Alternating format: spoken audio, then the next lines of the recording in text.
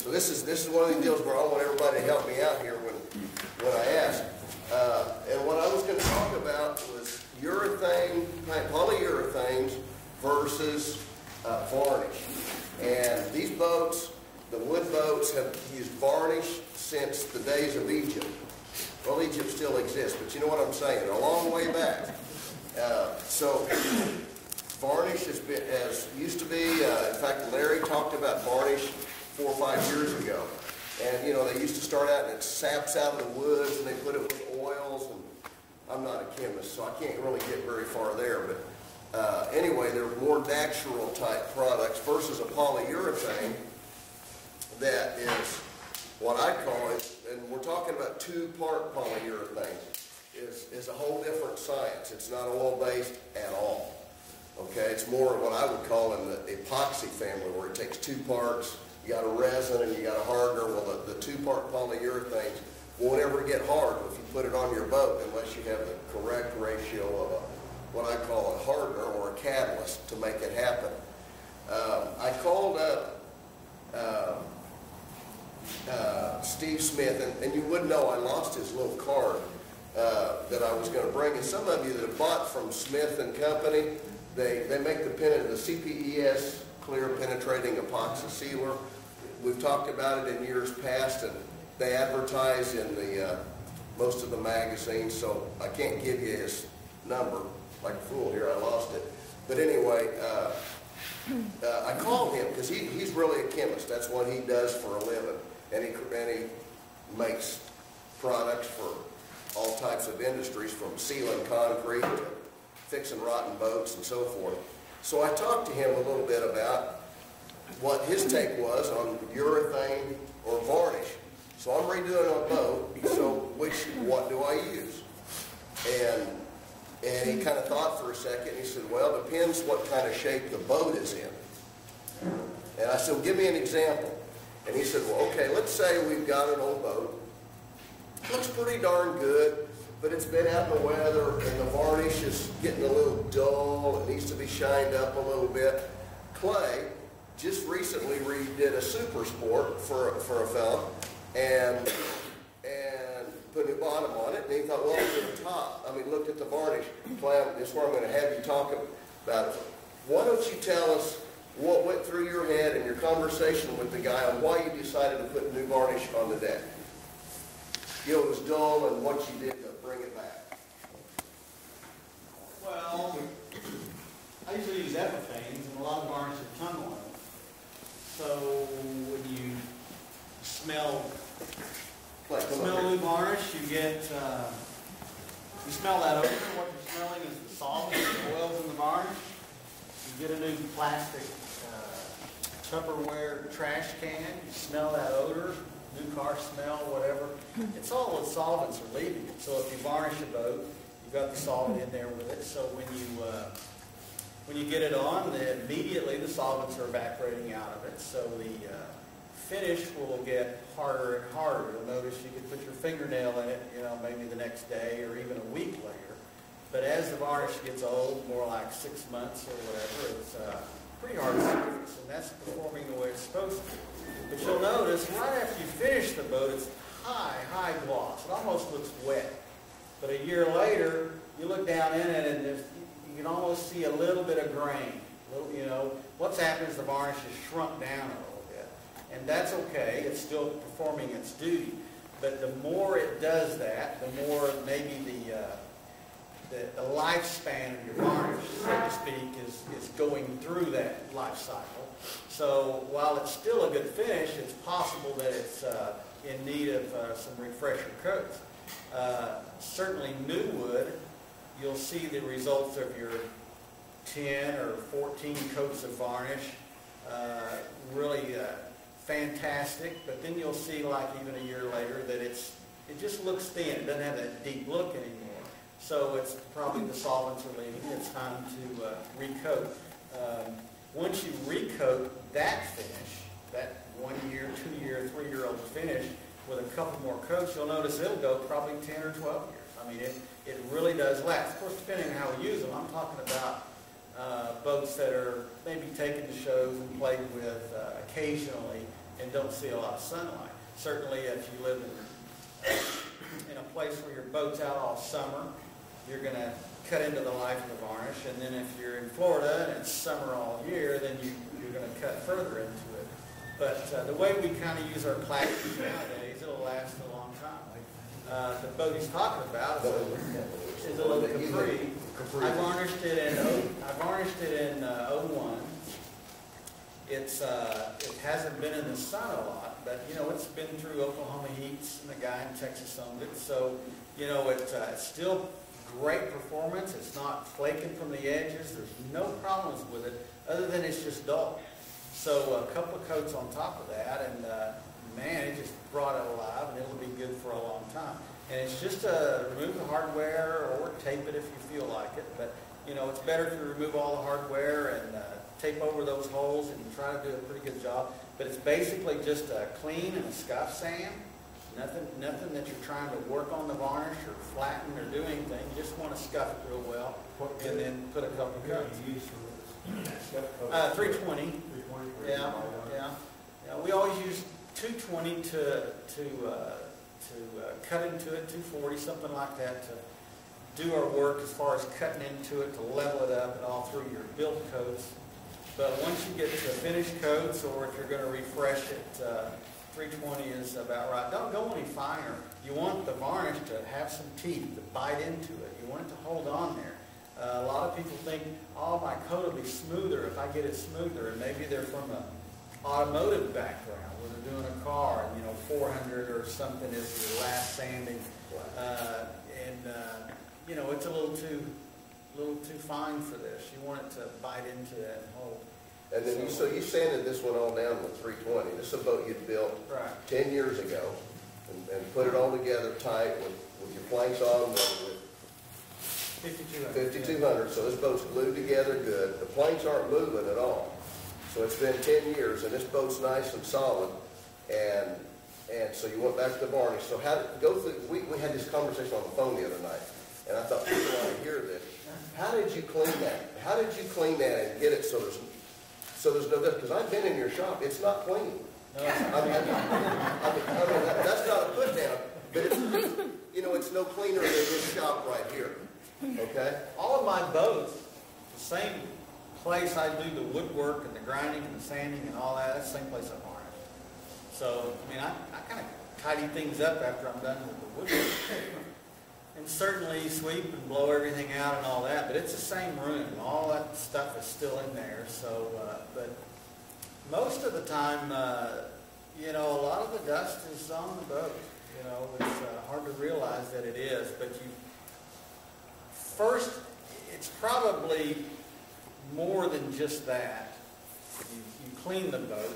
The prep is everything. So if you're ready to you're doing new coats of stuff, you don't want any cracks, crevices anywhere. If you've got two planks go together and you've got a little crack maybe next to a screw hole or whatever, you think, well, varnish will fill that, because I want to put a lot of coats on. Well, don't do that, because it's never going to fill. You're putting on a very, very thin layer. You're going to put it on the top of the wood, and you're going to put it inside that crack, but it's going to take a lot before it ever bridges over that, so you can get a slick surface anymore.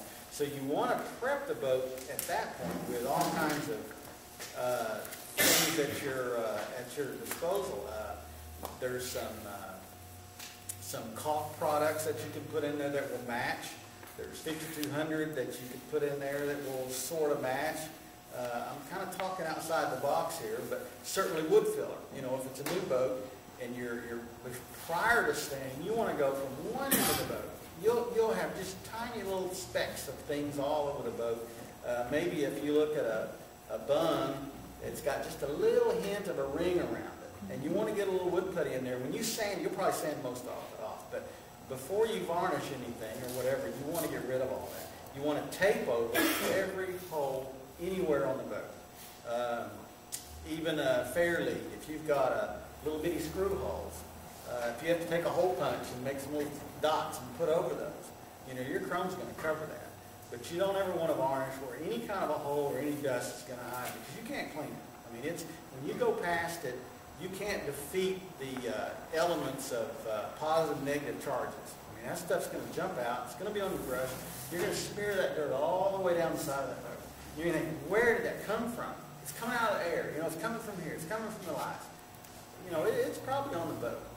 But with all that said, to clean the boat, certainly blowing, after sanding, certainly blowing it off with air and a Scotch-Brite pad in your hand. Just blow the whole thing off. It's gonna go up in the air. It's gonna go in the dust and the room, but that's okay. You got to get that stuff off. That's first step. That's going to get all the big stuff. Then you're going to come and by the way, when you're doing that, don't be too bashful about the air, because if you've got a tape line or an edge line, you got to make sure you get that out of there. You know, now I'm not saying point blank with 150 pounds of pressure, but you really need to blow all that stuff off everywhere it's going to hide. If you've got it taped down to the floor, if you've got paper down to the floor, there's crap all over that paper. So you want to make sure that's gone as best you can. That's going to get the piles of dirt. Then the next step certainly would just be with good old water. You're going to want to wash it. This will get everything out of the way. It'll maybe if you've got a lot of paper and a lot of masking, you don't want to get wet. You can use a rag. I use diapers because they're not just full of lint and get them washed a long time. That type of material, cloth. Yeah, cloth. Thank you for that. Cloth diapers. But when you wipe the boat, don't go in there and rub on it. You want to go from one end to the other. You want to grab that rag. Say you're doing the sides of a boat. You want to grab that rag and start the transom, and you want to walk all the way down the boat. You want to stop. If you take a rag and you go down a boat and you go like this, and then you go like that, you just left it all right there. So you don't want to do that. You want to go from one end to the other and wipe it, and then go back the other way, whatever you want to do. But certainly do that with a wet rag, and then go get another wet rag and do that whole process again, because you may have missed something or whatever. Now at this point, if you have whole sides, you're probably good enough to leave, let everything settle down a couple hours, and when you come back, you can start with your tack rags. You want to clean all the sides with your tack rag, and then you want to throw that rag away and get another tack cloth, and you want to clean all that again. But you don't want to miss anything. And don't rub it with a flat cloth. You want to take the cloth out and open it up.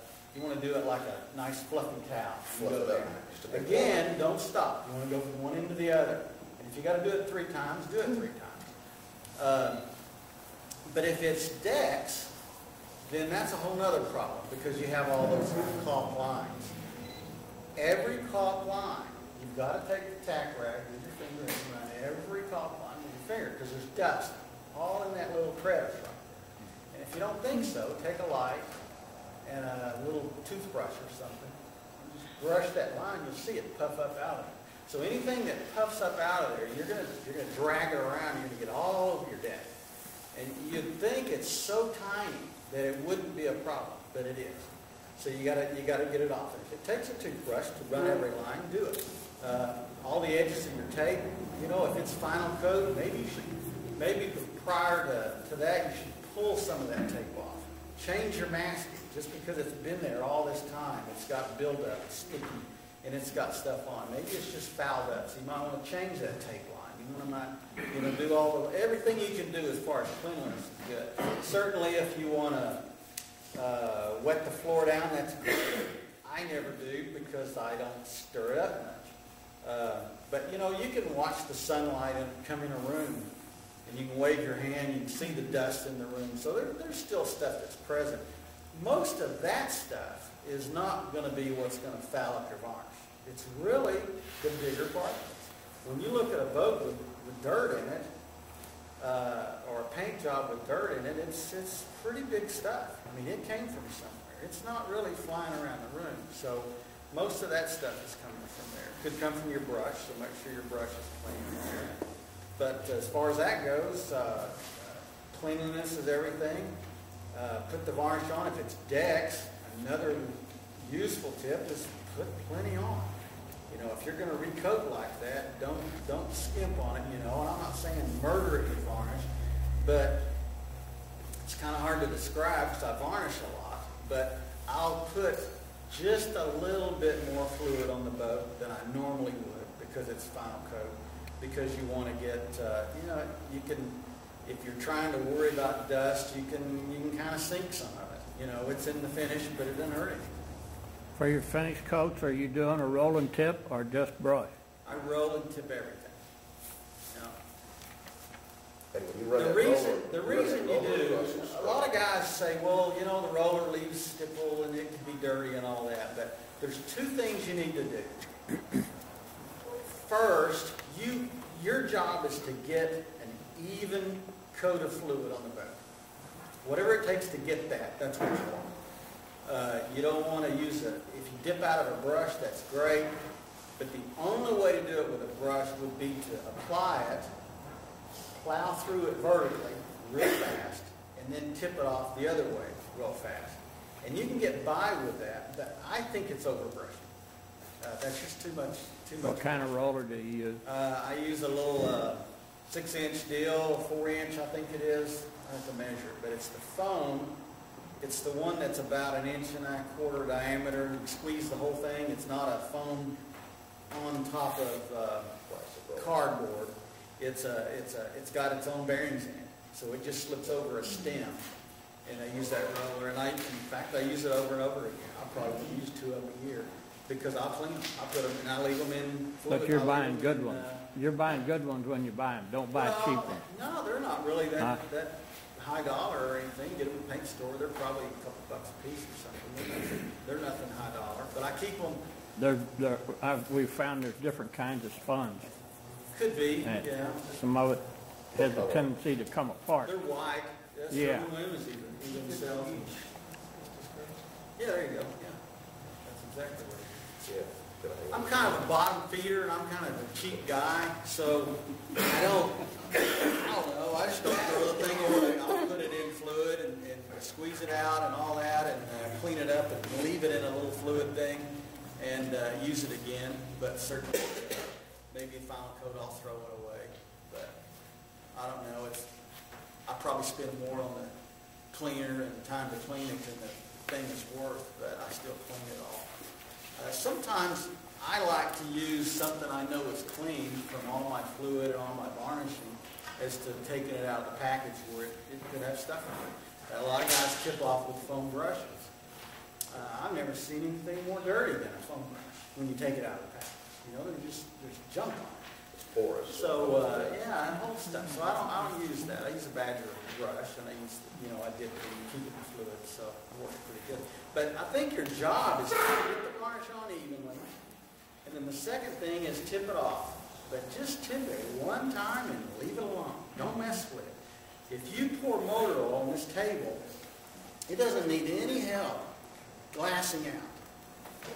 So it's the same with varnish, but the more you mess with it, the worse it is. And I hate to be critical about time, but seriously, varnish that's applied to a boat, after 20 seconds, it's not at all the same thing.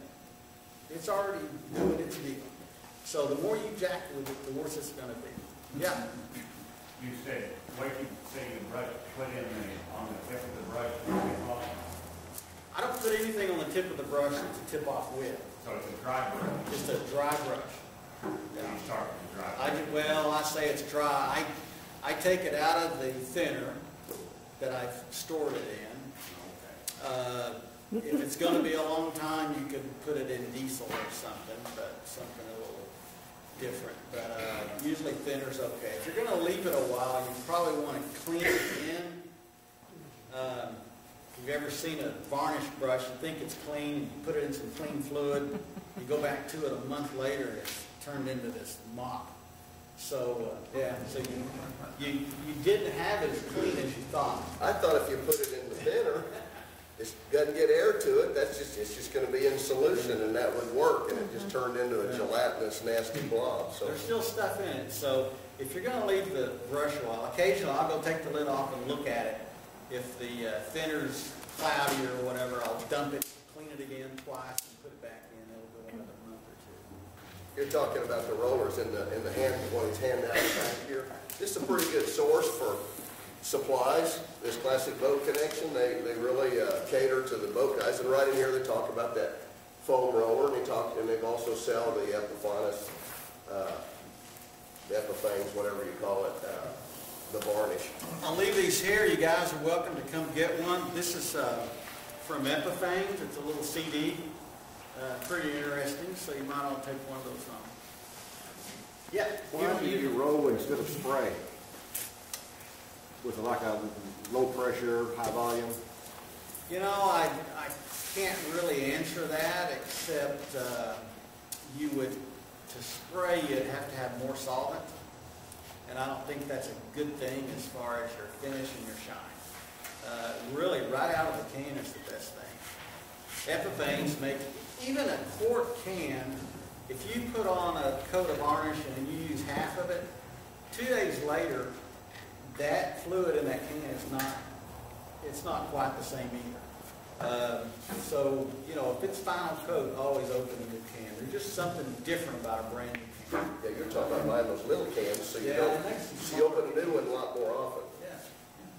But you know, varnish is a wonderful product right out of the can. Read the directions on the can. There's nothing mystic about it. It's just a wonderful fluid to put on a boat. It gives good service, and it's easy to do. I never get it running, sags, or anything. The roller does a good job of getting it on even. The brush does a good job of getting rid of the roller stipple, and that's what it's for. And then the varnish will do its job and flatten out. How much can you do at a time, though, on varnish? You want to varnish the whole side, or do like 4 feet of it, or? No, you'll do the whole side. You want to single it off. You're either going to do all the transom or all the side, or both sides and the transom. You know, if you start at the transom, a lot of times it's a chrome band, so you can start at the side, go all the way to the front. Make sure you have enough fluid to make it to the front, and your pan and everything. Yeah, if you stop for a couple of minutes to eat a sandwich. Yeah, you can't stop. You want to go from one end of the boat to the other. And typically, Can't take that phone call. yeah, Just can't stop. you know, typically a regular runabout, I'll start at the back and I'll be at the front in 7 or 8 minutes. Play? Yeah. Do you go to the front all the way with the roller and then tip it all off? Oh, no. What you're going to do is you're going to start at the back and you're going to roll, and you can roll sideways, but I usually go vertical. But you're going to advance about maybe this far, 2 feet. What you can And tip that off. And then you're going to advance again. I like to touch the roller with the boat lightly to kind of unload the roller. Right here. I'll scoot over the width of the roller and go back down. And then I'll come back and roll through that fluid. That way I'm spreading that much fluid through 2 rollers wide. And then I'll dip again and go to the next. Now that would depend on how tall the freeboard is on the boat. So if you're, if you're doing a big old boat, it may not do that way. But a normal runabout, you can probably go 2 rollers wide with a dip of fluid. At that point, you're going to say, well, that's far enough. I'll tip it off. So you tip it off from there to the back. Just one pass right through there, real nice, not heavy pressure. Just tipping it off and exit real nice and smooth. Scoot down, do it again, go a little ways. The light will come and show you where you were and all that. But a nice thing to do is, since you're going to do this so many times, once you start varnishing from bare wood, if you have a little piece of tape, I put like 6 or 7 pieces of tape on my shirt, and I'll go 2 feet or whatever, and I'll put a piece of tape up on the edge of the boat, the shear line, something there on that chrome, and I'll go to that point, and then I keep going all down the boat, and that way I know where I quit. So the next coat I put on, I see that tape, and I go just to that tape, and I know how much to do. And the reason I do that is because you develop a system going down the boat. Everything is about speed. So later, for your final coats, you know right where to go to. Let me illustrate it this way. If you get some varnish on the boat and you tip it, and you go to the rear, it feels a little draggy. where you went from the new fluid to the old fluid. You can notice your brush just drag a little bit and go, whoa, I got hurt. So that's when you would think, okay, next coat, I'll move the tape back here because I'm going too far. So I want to tip and do 18 inches instead of 24 inches or 24 instead of 3 feet or something like that. I never do more than about 30 inches and then move down. But if you feel any resistance into that old, you're either too slow or you're trying to do too much, too far down the side of the boat. And those little pieces of tape will show you what I did last time and then the next time and the next time. And that way I know. The second thing is when you're tipping it off, you go through there with that and you release the brush at this side, you probably don't know where to release at. But if there's a piece of tape up there, you know right where that old varnish is the break of that, so you know right where to quit. And you do that because you want to be fast about it. It's not that you want to go to the tape and pick your brush up. You want to go nice through and then exit the boat real nice and smooth. You may want to go into that old stuff, but you don't want to go into it a foot because that wastes time on the next stroke. And like I say, everything is about getting it on there, get it even, and then let it do its job, because it'll do its job without any help from you. You can prove that because things like this, I mean, I'm not sure you varnished this, but it's a pretty good job. That's your But if, if you see these guys that do countertops and tables where they pour the fluid on it does its job and it's so glassy and so deep. Well, that's kind of what you want to do. You can't do it to the side of the boat, so you have to go through this process. But everything you want to do is speed, because the varnish will do its job if you let it. Okay. Yeah. Going down the side of the boat, let's say, how quick can you go back with the next coat? You have to let that all flash off? 24 hours. Okay. On the recoat? Got to let it dry. 24 hours. Do you sand between coats? Well, if you're starting with new construction, new wood or whatever, you probably, or I would probably want to get some build on there. So I would use the Epiphane's no sand. So you can put a coat on every day, you put about 4 or 5 coats on and then sand. So you've got plenty of time for it to rebound to the Right. next layer. Yeah, it's a different formula. But if you use regular Epiphanes or Captains or anything else, you've got to resand before you recoat. And that's fine. You sand for what you need to do at the moment. If you're sanding so that you can recoat it, then you just got it. If you're sanding to do some work to flatten it, then you sand more aggressively to get it flat. Always use a block. Never use your hand. Never touch the boat with your hand at any time. Always use a block. Everything you sand is with a block. I dry sand. Some people wet sand. Some people do other ways, but I do everything dry sand. The paper will not go very far. I use the gold stick-it paper that's sticky on the back. It's a roll. It's 3M gold. It'll fit an air file for some sanding projects. It'll fit a 6-inch block or an 8-inch block or whatever you're going to do. But I always sand dry.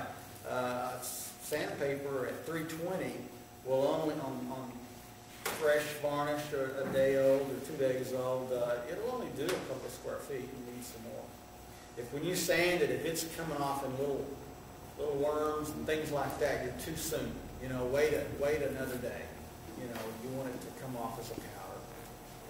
I take a little Scotch-Brite pad when I sand, and I'll sand and then I'll wipe that with a Scotch-Brite to check how nice it's getting or whatever. And sometimes another stroke or two will really help to flatten that area out. You might get 4 or 5 coats on and then give it a good sanding and then put about 4 more on. And by the time you get to 8, you can really sand pretty much all you want to get this thing flat. The problem is, let's go back to the beginning where I was puttying and fixing all those little cracks and crevices. At coat 8, you really want it to be just varnish that you're sanding. You want it to be turning the boat white with no blemishes, just flat varnish. But it won't be. There'll be little places in it. And you'll sand past that little crack where that bung was or whatever, and you'll think, man, crack's still there. I wish that wasn't there, you know, and you'll try to maybe sand deeper or whatever. It's not Yeah, gonna and then help. you go through the varnish Yeah, and you the don't wanna do stain. that, Okay, yeah. then how do you fix that? Well, you just went through the stain on that little bug. I've never done that.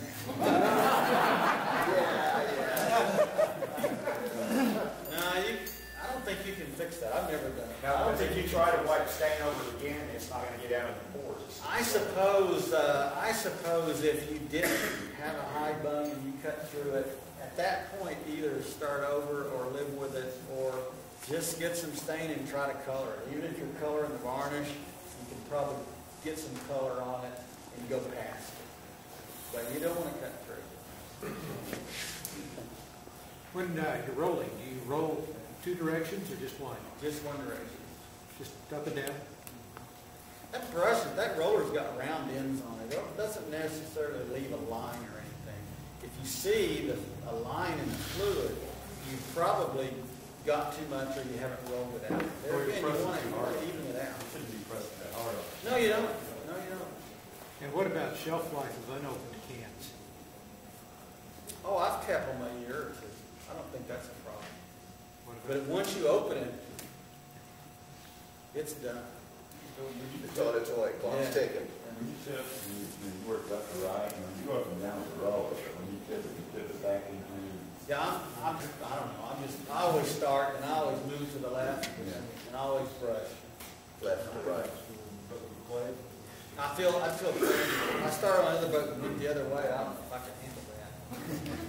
So on I gotta go. on the port side, I gotta go you start at the aft end, and on the starboard side, you start at the back. Whatever it is, I gotta go clockwise. Yeah. So essentially, you're tipping from From the dry into the wet. the dry and the wet. Yeah, I'm putting the brush on the dry, through the wet, into the old wet. Okay, tell you what, guys, this is, you got one more? Yeah. And if you open your can, put your varnish back up and say, don't peel off that little thing on top of it, throw away, and try to use varnish. Is that, Well, you know, it grows. you shouldn't have that because,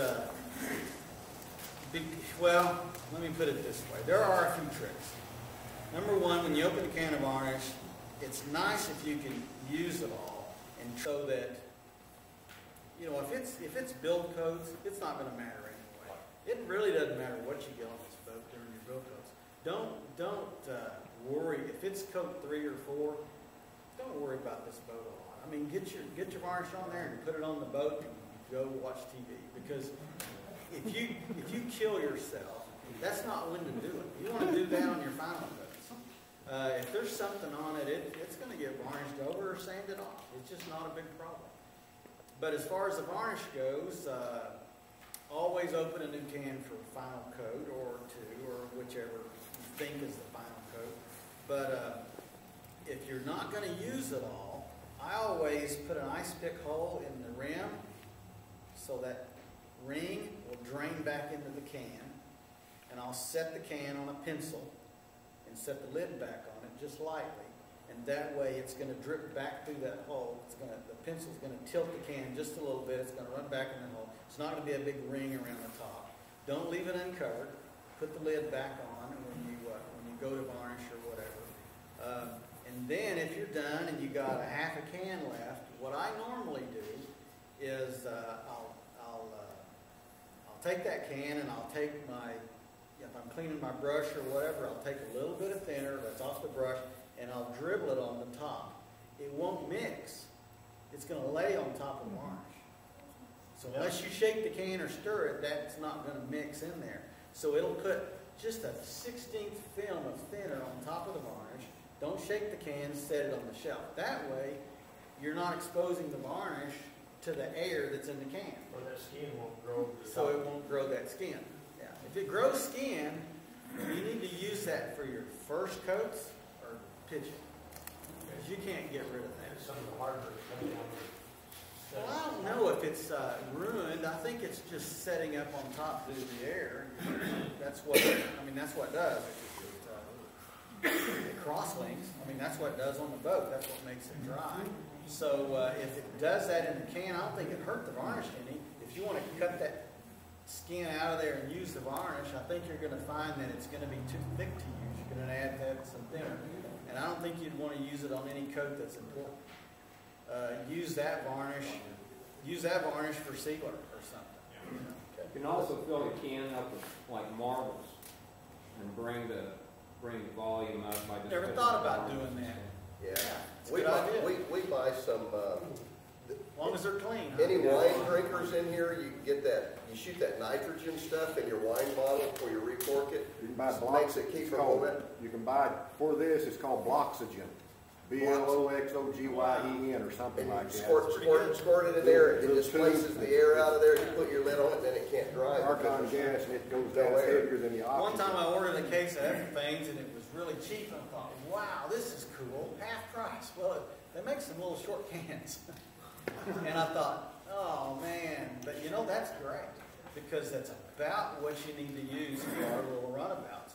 The rest of the world may be doing big boats or whatever, but a little runabout, that's about right. Half a can will do decks. More often you start with a new can. Tell you what, guys, we're going to pick this up after lunch. So what? Keep your mind of thinking where we are on this right now, because I'm not quite done, and Darren Arnold's got some cool stuff to show. But during lunch, you might come up and look at this. This is done in urethane. This is not varnish. And all of his cleaning techniques he's just talking about works for urethane too. So we'll be back after lunch. You know, we say, why do Clay's boats always look so good? Well, he just kind of lets you in on a big secret on how he cleans the boats and how he makes that work. And that same cleaning process and the sanding will also work if you're using the polyurethane. And I wanted to mention just a little bit. I started to tell you that I talked with Steve Smith, the chemist from Smith's Penetrating Epoxy. They've done a lot of lab tests. They got a whole lab out there to study stuff. And he says by far that Epiphanes is the best varnish that you can buy. And the reason is it's more flexible and it has, let's see, it's the most flexible and it stays soft. It has things in it. It has goodies in there that keep it soft. And it's the fact that it stays that pliable is what helps it not, when the wood expands and contracts with moisture, it'll let that varnish move a little bit. Whereas other varnishes start peeling and coming loose. The Epiphanes has more stuff in it to make it stay better. And one thing he did mention, varnish is an oil-based. I kind of touched on that a little bit ago.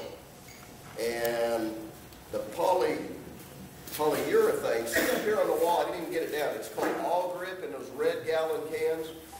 Okay.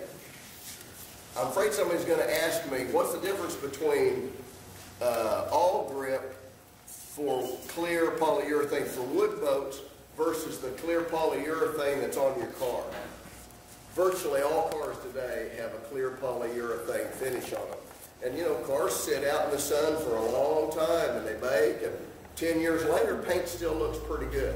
And he's saying that the modern clear polyurethanes, like the All Grip, is, I didn't answer the question. I don't know the difference between the automotive clear and the made for wood kind of clear. So I can't answer that. So there you go. But this stuff's made for wood. It's made to move. And the reason it lasts a long time is because it has antioxidants. Can be added to polyurethane but not varnish. And the antioxidants determines how stiff the paint gets with age. So the antioxidants, whatever those things are in the polyurethane. For some reason they can't be added to varnish. Okay, I'm not being very helpful, I'm just telling you kind of why. And then the UV inhibitors will go into both polyurethane and varnish. So the ultraviolet inhibitors, the more expensive varnishes have ultraviolet inhibitors in them, which blocks the sun. There was some discussion about like West System and some of the epoxies that can go on wood. A lot of guys are sealing the boats up. There's no UV inhibitor in it. Epoxy by itself in the sun, and just in a month or two will start clouding over. Pretty soon it's peeling. The ultraviolet will kill the epoxy, but if you put the polyurethane or varnish with UV inhibitors on top of it, it will last a really, really long time because you're blocking that UV. We talked about, and I started to say this earlier, if you have a boat, Clay will confirm, anybody's been around this, Larry Hinton will confirm it, if the planks on the boat are not really good and tight, and they're allowed to move a little bit, then you're going to crack. I'll give you a quick example. My boat that's been together, no telling how long, and sometime over the last 50 years, people have played with it. It was looking really bad. If you remember my boat along the sides, man, there was pieces as big as potato chips were peeling off, exposing raw wood. And it was just, I'm going to redo the boat someday, so I don't really plan to do it now, but it was just so bad. I mean, people are kind of walking by going, ugh, you know, talking about it. It's like, when it's that bad, I really need to do something. Really, it was a preservation thing, too. I didn't want the wood to go away. So I sanded it all down last winter, put on about 10 or 12 coats of varnish, and looked really good. And you know, they got these lifting eyes at the front and the back. So I picked it up with the lifting eyes to put it on the trailer off of the roll-around thing I had there. And all those planks just kind of did this. Every bit of it just cracked all right there. Didn't even get it on the trailer and everything. All that new varnish cracked because all those planks are loose. I can go down the lake, put my hand on the side of the boat where those seams are, and I can, when I go over waves, I can feel them doing that. In fact, there's one place up here on the deck, I had my arm laying on it, pinched me. Okay, so if nothing is going to stay, I don't care if you put polyurethane or varnish, it ain't never going to stay. So, you know, if you're Susan, your boat, side planks, you're getting those little cracks down the side. And another real bad thing, we have a summer like we had last summer, and all that wood dries out, and it all shrinks down. Then it starts raining, you throw it in the lake, everything puffs back up. If those planks are loose, not glued on good and screwed nice and tight, they're going to be moving, and your varnish is going to go away.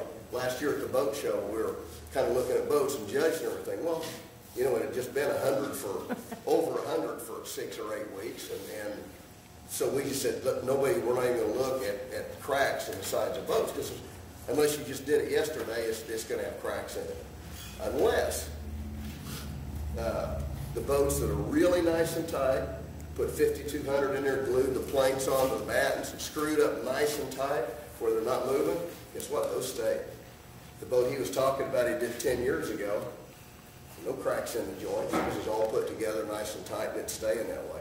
But if you don't pull all that stuff off, clean everything, get it all back on, nothing's going to work. Now, one of I'm trying to kind of hurry here because we got a long way to go today. So, on maintenance, this is a big issue.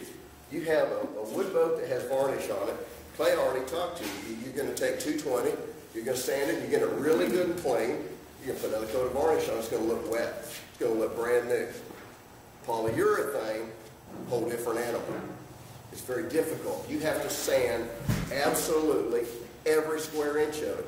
And I can tell you this because I've been putting a lot of polyurethane on my cruiser because I don't ever want to mess with it again. Varnish, you know, it's every 3, 4, 5 years, you know, another coat of varnish. It's not good enough for me, man. I don't want to ever do it again. So I'm thinking polyurethane. But when you scuff sand that with that 220 and it turns white, if there's any little dark spot, that's a little spot that didn't get sanded and it still looks, you know, like shiny wood, more or less. If you go to spray or brush on top of that, the polyurethane you're putting on top is going to run away from it, just like a big old holiday, we call them, or fish eye. The paint's just going to go away from it. And where I've really had trouble is if I didn't get all the wood filled, there's little tiny pinholes. I'm doing some stuff on the side right now, so I made some big long pieces. I got some mahogany, got a good biome. It's got those little tiny wormholes through there. Well, you find them, and it's not as big a diameter as a pencil lead. Even that, it's more like a straight pin, like you get when you buy a new shirt. It's got those pins, got that diameter. That's how big these little tiny holes are. And man, that stuff looks like a volcano. Man, I'm working. The only way I can get it to finally make it, I took a dental pick. I went in there and just scratched really good down in the hole, scratched and went around it. And then I could take a little piece of wood. I took actually a pencil, dip it in my polyurethane and put a drop right on top of that hole so it's mounded up here. And that's the only way I could get them to fill, one at a time. And then of course you got block sand and all that. The polyurethane, you can come, I'm gonna bring Darren up here. These items that he brought in here are poly, I'm gonna let him talk to you about it, but they look like plastic. And he's gonna tell you how he made it look like that. Darren, come up here a minute. Well, first off, my boat is plywood. It's a brick wrap, and I put polyurethane on it because, like Dan, I didn't want to have to do it again. And louder.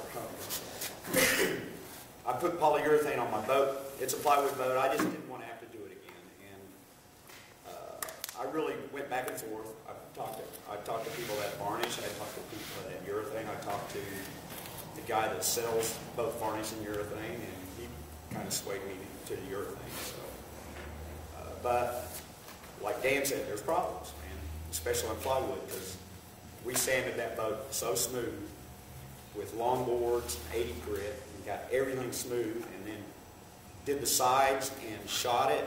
We sprayed, and you can spray 3 coats within, what, 3 hours or something, maybe 4 hours. You have to wait for it to flash, and then you can shoot another coat. And we do 3 or 4 coats, and then we wet sand it.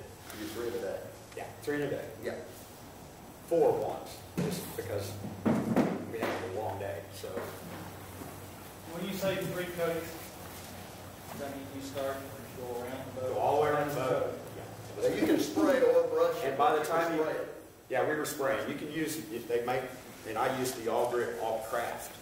They make All Grip, which is really hard. You don't want to, you can't fix it. I don't think you can sand that, can you, Brent? Sure. I use the All Craft because it's a little more flexible. Remember when GE used to say, through chemistry, polyurethane, acrylic urethane, there's a lot of chemistry difference, so you need to be careful with your generalization. Yeah.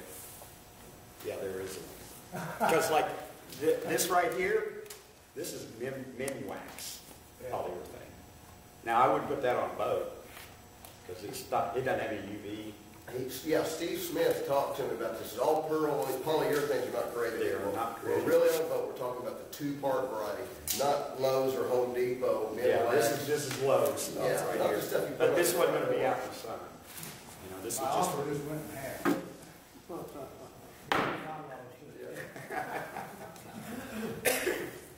Yeah, but I did my sides and we had a lot of soaking issues, you know, and I think you had the same problem on your trans. You'd spray it, come back in an hour, and it'd look like you hadn't sprayed it really, didn't it? I mean, you'd have all these little it'd go down into valleys, I guess you'd say. So I put 22 coats, almost a full gallon of clear on my boat to get all that out. And on the decks, and I think you tried this too, we used the Interlux, that, what was this stuff called? It's like a filler, it's clear. It's a sanding. Like a sealer. Yeah, it's like a sealer. And that helped. I mean, you didn't have to work so hard on it. Did you ask Chris about putting the CBS underneath? Oh, I'm glad you brought that up, Brent, because I did that on the bottom, but I didn't want to do it on, I didn't do it on the sides. yeah, he said that the Smith penetrating epoxy will work great for either the polyurethane or the varnish. Okay. Of course, I did that on. He makes it and he sells it. Yeah, That's why he says it's so good. I It really smithed the seems bottom of my boat. I smithed it, and then I used the Interlux 2000E, and then sanded the crap out of it, and then put some more 2000E on it, and sanded it, and then put the All Grip. I used the bright side on it because it's not going to be in the water all the time. I wouldn't do that if it's in the water all the time. Well, tell us right quick, cyclist cars and skis are very collectible. Some of you guys have been finding them. And, you know, he's done a magnificent job on this old junk ski right here. Give me $20 for it. Yeah, I bet you would. And he's got the stickers, and how'd you do that? Well, the Dick Pup, this ski, I was really lucky that the bindings on the ski were like brand new. They'd been stored, but they'd also dried out and cracked, so I had to glue them back together and sand them. I stripped them and bleached them. But before I did any of that, I ran it took it to work, and we have a big scanner, and I scanned it so I could get the graphics here for the Big Pup Junior and this. And a friend of mine owns a sign shop, and he's an old school sign guy, so he knows how to do screen printing. So he made a screen print of this and this. And he screened that on there, so that's actually painted on there just like a silk screen. And Now then that he has a screen printer, he can do yes, exactly. If anybody has a Cypress, a ski identical to this, Yeah. for $50, he'll put it on 2 skis. It cost me $100 because I had it on the silk screen. And the little Cypress Garden stickers, I got those off of eBay. Okay, They're like $9 I bought them. They're reproductions, but they're about 50. Oh, now this, like I said, I used men wax, but I probably put 8 coats on this ski before I even went to the print, to the sign guy. And I had it sanded. I had to sand it like with 400 for him to have it slick enough to put the silk screen on it. So, but I laid probably 12 coats of clear on here. I used a foam brush. Oh, you brush? Yeah, I just bought a cheap men wax stuff. I put it on. I put like I don't know if you can do this. They say you should sand it like every coat or so. I need to do that. I put 2 on. I'd do it the next morning. I'd do it again. Then I'd let it set a day and wet sand it, 320. And it filled in pretty much all of it. you're spraying all your coats. No, this was all. I was just using the brush cheap. stroke. Yeah, this one I just I don't used the see any cheap. brush strokes or anything in this, so how'd you get this fine? Well, that urethane just like varnish. I mean, it'll just flows out. You would brush it on with a foam brush, and you'd see brush marks. You come back out in about 20 minutes, and it's level. So you haven't sanded this with? Yeah. Huh? Oh yeah. At the end. Okay, that's where I'm. At the very end, I started with 400, and I used one of the 3M rubber blocks, you know, the thin ones, and I sanded with 400, then I went to 800, then 1,000, 12, 15, 2,000, and then I hit it with a Abralon 3000. It's like a foam stick-it pad that goes on a DA. It almost looked this shiny with just using that 3000 stuff on it. But and then I buffed it with finesse. Yeah. And that's what I did on the boat. My boat, I did the same thing. We took it all the way to the 3000 Abralon and then buffed it with a foam pad with the finesse compound, the rubbing or the polishing. Well, both. There's number one and number 2. But it'll make it look like glass. Yeah. Okay, and you can do varnish the same way, right? Can you send him buff? Yeah, you would. Bobby's done it, but You would need to wait till it's 30 days old. Seth Katz's brush is doing that with his varnish boats, and they're just like, I mean, it looks too nice, but he's buffing them. Yeah, most of the big shops are doing that now. They just can't get it that good as that. It just looks too One nice. thing on the UV, back to talking to the guy that sells all this stuff, one of the things I like about the Algorithm is it's got about 10 times the UV inhibitor than Interlux and Best Varnish. I don't know how they work there with nickel. But that's one of the big pluses. If Van didn't want to do it again, well, that 10 times the UV should make it work. If you let your boat get out of your garage and into this thing. Right. Well, on the cruiser, it's going to be set in the lake, in the dock, in the water. Yeah. I will tell you one thing on the urethane on my boat, and I called Dan one day. I was freaking out. We had it in my friend's shop, Kyle's shop, and we had it looking like this. And I took it home and started putting the boat together, and we had some of those 110, 115 degree days, several days in a row. And I walked out one morning and I looked across the deck, and you could see the grain in the plywood. And I was like, I thought, what's going on? Am I going to have to buff, sand and I don't buff? think that's what you said to me. Well, I know it's what I said. And just spent all this time, I've been to physical therapist and all that good stuff. from sanding. If you want to do this kind of work, you're going to have to sand. But within 3 or 4 days, when the humidity, when the heat went away, the humidity changed, went back out and it's perfect. So this stuff the urethane, and I don't know if Varnish does the same thing, Clay, but it changed with the wood, and it was flexible. Everything says that if ultraviolet inhibitors float to the top, they're at the top of the surface.